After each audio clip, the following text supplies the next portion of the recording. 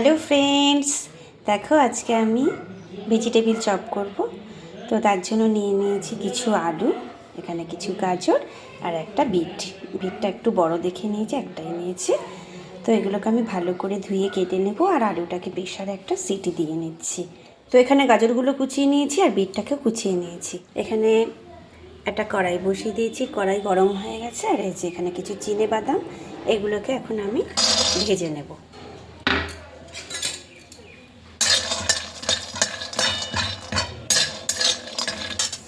দেখো বাদামগুলো ভাজা হয়ে গেছে ভালোভাবে।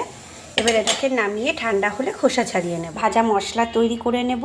তার জন্য নিয়েছি শুকনো লঙ্কা, একটু ধনে, গোটা ধনে, আর এটা মৌরি আর একটু গোটা জিরে। আমি এটাকে একদম শুকনো খোলায় ভেজে গুঁড়ো করে নিচ্ছি। তো দেখো এখন কড়াইটা গরম হয়ে গেছে। এর মধ্যে আমি 3টে শুকনো লঙ্কা দিয়ে দিলাম। শুকনো লঙ্কাগুলোকে একটু ভাজা ভাজা করে তারপরে আমি গোটা মশলাগুলো দেব। লঙ্কাটা একটু ভাজা ভাজা করে নিয়েছি। এবার এই মশলাগুলো, গোটা জিরে, গোটা ধনে আর মৌরিটাকে দিয়ে এবার আমি ভেজে নিচ্ছি এর সাথে। গ্যাসের ফ্লেমটা কিন্তু বাড়ানো যাবে না, একদম গ্যাস সিমে রেখে মশলাটাকে ভাজতে হবে। মশলাটা থেকে যখন সুন্দর একটা গন্ধ বেরোবে তখন বুঝবে যে মশলাটা হয়ে গেছে। মশলাটা কখনোই একদম লাল কড়া করে ভাজবে না, তাহলে কিন্তু মশলার যে গন্ধটা সেটা নষ্ট হয়ে যাবে। দেখো মশলাটা আমার ভাজা ভাজা করা হয়ে গেছে। এবার আমি মশলাটা নামিয়ে গুঁড়ো করে নেব।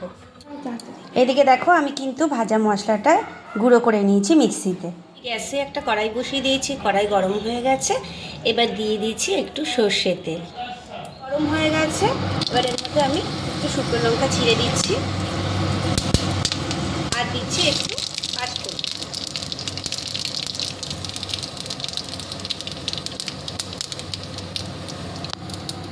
তারপরে দিয়ে দিচ্ছি একটু আদা বাটা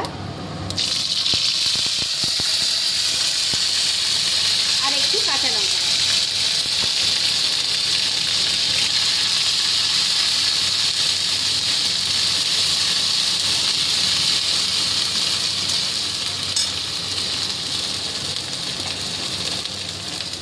এর মধ্যে দিয়ে দেবো সামান্য একটু হলুদ। এবার ততক্ষণ নাড়বো যতক্ষণ এটার কাঁচা গন্ধটা না চলে যায়। এবার এর মধ্যে কুচিয়ে রাখা গাজর আর বিটটা আমি দিয়ে দিচ্ছি। এটাকে মশলার সাথে ভালো করে নেড়ে চেড়ে কষিয়ে নেব। আমি লবণ দিয়ে দিচ্ছি। লবণ দিয়ে নাড়াচাড়া করে আমি এটাকে গ্যাস সিম করে একটু ঢেকে দেবো, যাতে বিট গাজরটা একটু সেদ্ধ হয়ে যায়। দেখো অনেকটাই সেদ্ধ হয়ে এসছে, তবে আরেকটু সেদ্ধ হোক, তারপরে আমি এর মধ্যে সেদ্ধ আলু অ্যাড করব। আবার আমি একটু ঢেকে দেবো।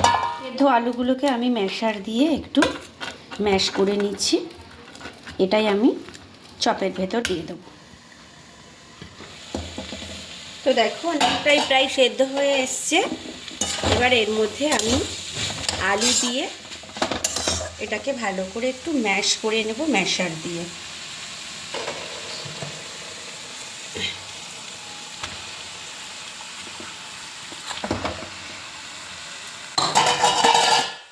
এটাকে একটু মিশিয়ে নিচ্ছি আগে আলুর সাথে।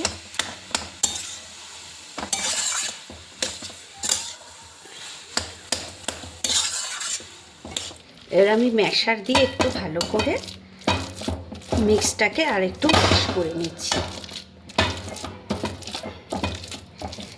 এরপর আমি এটার মধ্যে বাদাম আর একটু ধনেপাতা কুচি অ্যাড করছি।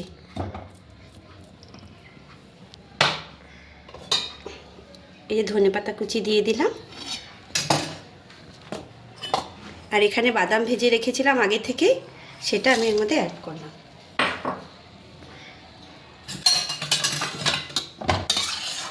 এবার এই দুটো দিয়ে একটু ভালো করে মিশিয়ে নেব। এটাকে আরও বেশি ভালো আঠালো হয়, সেই জন্য আমি এর মধ্যে একটু ব্রেড কাম ইউজ করব।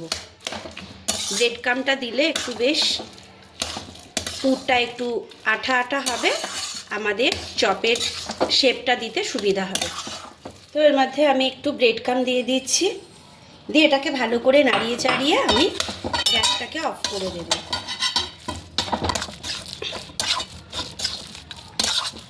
মধ্যে আমি একটু ভাজা মশলা অ্যাড করছি। আগে থেকে যে মশলাটা আমি ভেজে রেখেছিলাম সেই গুঁড়ো মশলাটাকে একটু অ্যাড করছি। এটা তোমরা চাইলে অনেকে যখন বিট গাজরটা মশলা দিয়ে কষাচ্ছিলে তখনও দিতে পারো, আবার শেষেও দিতে পারো। আমি যেমন শেষে দিলাম, এতে গন্ধটা ভালো আসে। যেহেতু মশলাটা ভাজাই ছিল সেই জন্য আমি লাস্টে অ্যাড করলাম। তো দেখো আমার পুরটা একদম রেডি। এবার আমি এটাকে নামিয়ে নিচ্ছি, নামিয়ে একটু ঠান্ডা করে নিচ্ছি, তারপরে চপের শেপ দেবো। ঠান্ডা হয়ে গেছে। আর এখানে আমি কিছুটা ময়দা একটু জলের মধ্যে গুলে নিয়েছি, এর মধ্যে অল্প লবণ মেশানো আছে। আর আমি এখানে শুকনো ময়দা নিয়েছি, যেহেতু নিরামিষ করব তাই জন্য আমি ডিমের ব্যাটার নিইনি, আমি ময়দার ব্যাটারে গুলবো। আর এটার মধ্যে আমি একটু শুকনো লবণ দিয়ে দিচ্ছি শুকনো ময়দার মধ্যে, আর দিয়ে দেবো একটুখানি গোলমরিচের গুঁড়ো। এবার এটাকে আমি মিশিয়ে নিচ্ছি, তারপরে আমি চপগুলোকে গড়ে নিচ্ছি। দেখো আমি এখান থেকে অল্প অল্প করে নিয়ে আমি একটা শেপ দিচ্ছি।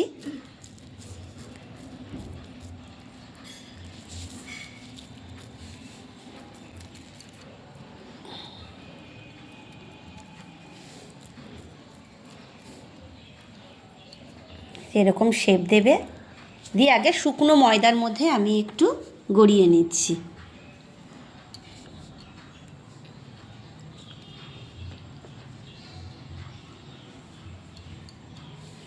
তারপরে আমি এই ব্যাটারের মধ্যে ময়দার ব্যাটারের মধ্যে একটু দিয়ে নিচ্ছি, তারপরে আমি ব্রেড ক্রাম্বসের মধ্যে দিয়ে দিচ্ছি। আমি এটা সিঙ্গেল কোট করছি, তোমরা চাইলে তোমরা ডবল কোট করতেই পারো।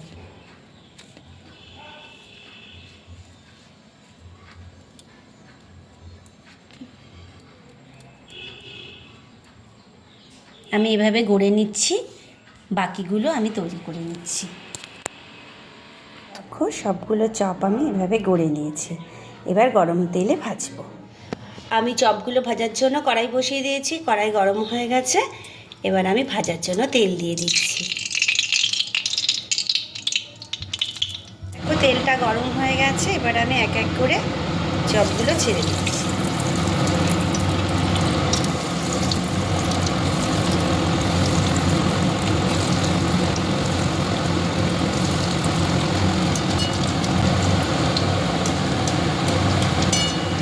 গ্যাসের ফ্লেমটা আমি মিডিয়ামে রেখেছি।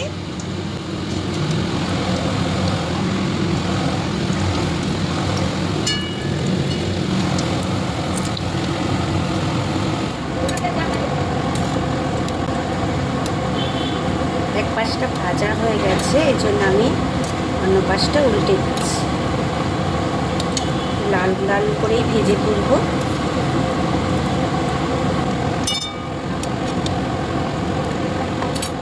চপগুলো একদম লাল লাল করে ভাজা হয়ে গেছে, এবার আমি এগুলোকে তেল থেকে তুলে নিচ্ছি। তো আমার এই ভেজিটেবিল চপের রেসিপিটা তোমাদের কেমন লাগলো তোমরা অবশ্যই জানাবে। আর আমার চ্যানেলে যারা নতুন তারা প্লিজ আমার চ্যানেলটিকে সাবস্ক্রাইব করো, আর পাশের বেল আইকনটিকে অবশ্যই প্রেস করো, যাতে আমি কোনো ভিডিও আপলোড করলে তোমাদের কাছে একদম নোটিফিকেশনটা তাড়াতাড়ি পৌঁছে যায়।